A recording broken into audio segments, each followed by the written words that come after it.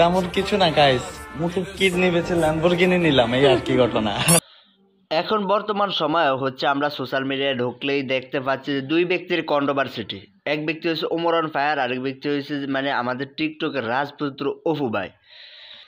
কেউ কাউকে গালালি করেছে, কিংবা কেউ কাউকে মন্দ কথা বলেছে, কিংবা কেউ কারো মা বাবা তুলে মানে কথা বলতেছে।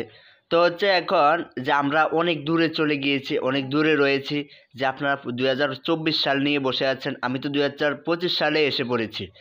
2025 সালে এসে আমি কি করতেছি, আমি দুবাই থেকে ল্যাম্বর গাড়ি কিনতেছি। আবার কেউ বাহিরে গিয়ে মানে হচ্ছে পাহাড়ে গিয়ে তার মাকে আই লাভ ইউ বলার জন্য এই সমস্ত মানে কাণ্ড করেছে।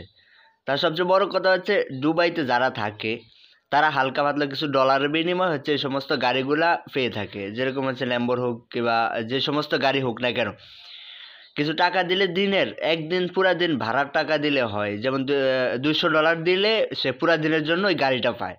তো আমরা এখন বাংলাদেশে বসে বসে কাম কাজ তো নাই, আমাদের একটা কাজ করতে হতে হবে। আমরা কি করি, মানুষের ভিডিওগুলো দেখি এবং সে ওই ভিউ পায় এবং সে কোটি কোটি টাকা মাসে লক্ষ লক্ষ টাকা কামে আনে। এবং আসি এখন আমরা যে মানে দুবাই থেকে আমরা এরকম গাড়ি কিনা আমার সম্ভব কিনা আদৌ, এটা কখনো মানে বাঙালির পক্ষে সম্ভব না।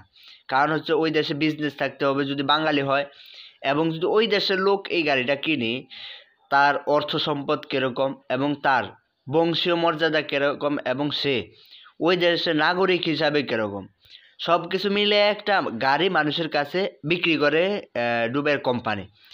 যদি না বিক্রি করে এরকম দেখে শুনে, তাহলে ওই কোম্পানিটা প্রশ্নের সম্মুখীন হতে হয় সরকারের। তো এই হাঙ্গা টিকটক কিভাবে মানে ওই দেশের মানে গাড়িটা কিনে, সে তো এই যে মানে কি দেখতেছেন তার সাথে যেই ইয়া আছে, হাতিরা আছে, তার চামড়া দেখা মানে চলতেছে, এখন দুই বেলা খায়া চলতেছে আর কি, সব মিলিয়ে ঝিলিয়ে বলা যায়। কিভাবে সম্ভব যে এরকম একটা গাড়ি কিনা 2.5 কোটি টাকা, 70 লক্ষ, 2,70,00,000 টাকা দিয়ে, যে মানে হচ্ছে এখন বর্তমান সময় ট্রেন্ডিংয়ে আসার জন্য, মানুষের সমালোচনায় থাকার জন্য, সব মিলিয়ে এই পন্থাটা করা আর কি।